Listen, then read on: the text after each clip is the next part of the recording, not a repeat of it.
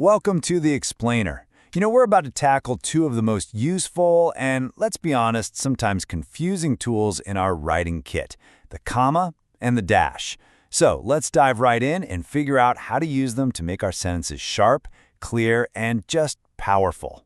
Yeah, it's so easy to just see them as these tiny little marks on a page, right?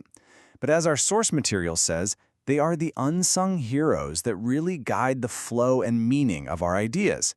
They're not just grammar, they are genuine, powerful tools for communication. So, let's start by thinking about punctuation a little differently. Forget the boring rules for a second. Instead, picture a playground, a place with all sorts of different equipment, and each one has its own special job. Today, we're zoning in on two of the most dynamic players on that whole playground. Okay, first up, let's meet the comma.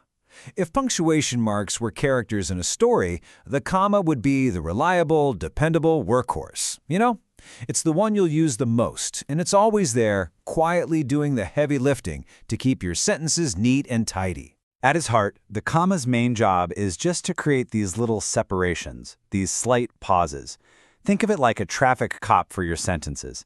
It's telling the reader, hey, slow down here for a sec, and showing them how different pieces of information fit together. So what does it actually do? Well, the comma basically has three big jobs that you see all the time. Separating items in a list, connecting two complete thoughts with a little helper word, and, tucking in extra bits of information. And here it is, the one we all learned in school. It's the most common use for sure. Without the commas, toast, eggs, and orange juice could sound like a really bizarre omelet. The commas give us separation and clarity. It's simple, but it's absolutely essential. Now here, the comma is working as part of a team. You've got two complete sentences, right? He wanted to go to the beach, and it was raining. That comma, along with the word but, acts like a hinge, smoothly connecting those two ideas. And check out the comma's third big job. The phrase, the novelist. It gives us extra info about my friend, but we don't need it for the sentence to make sense. So the commas act kind of like parentheses, just gently setting that extra detail off to the side. All right, let's switch gears and meet our second character, the dash. If the comma is that reliable workhorse, the dash, well, the dash is the special agent. It's theatrical, it's high impact, and it shows up when you need to make a really bold statement. And this definition just nails that personality. The dash is all about drama and emphasis. It creates a much stronger, more abrupt break than a comma. It's basically a big visual sign for your reader that says, hey, pay attention to this part. You can see the dash's missions are totally different from the commas. It's here to spotlight information, to capture a sudden break in someone's speech, or to signal a sharp, unexpected turn in a sentence. Let's see this in action. Now, you could use commas here, sure, but the dashes, they give that middle phrase so much more punch. It makes unbelievable as it may sound feel like this dramatic aside that you're whispering directly to the reader. It's so much more effective. And this is a job that only a dash can do. It perfectly captures that sudden break in thought. A comma just wouldn't work here at all.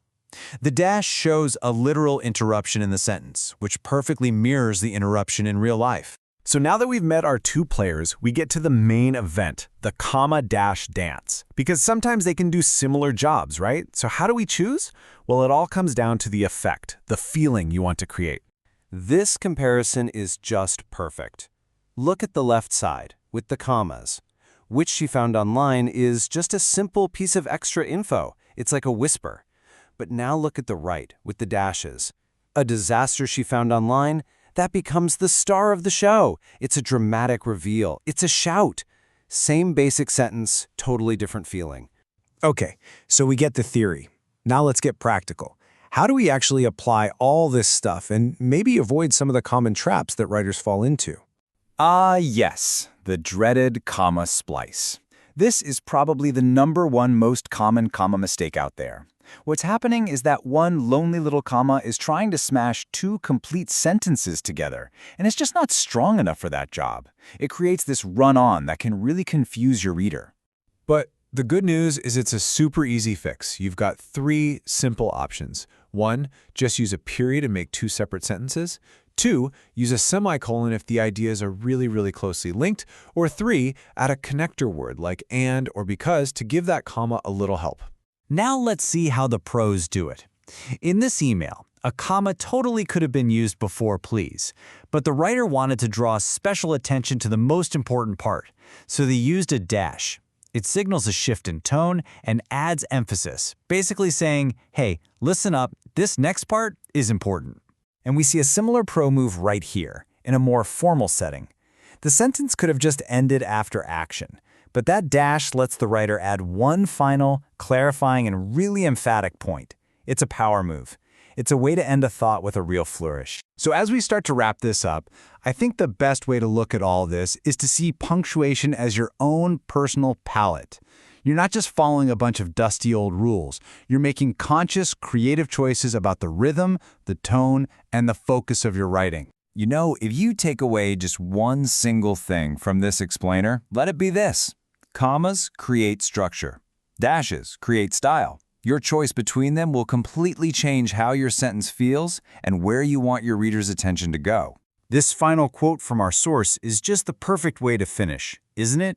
Such a beautiful metaphor. Your writing is a tapestry, and these punctuation marks, they aren't just random stitches. They're the essential threads that hold the whole picture together and make it clear and beautiful. So think of it like this. Every sentence you write is a small canvas. You've got the tools, you have the palette. The only question left is, what are you going to create? Be intentional with your choices. Happy punctuating.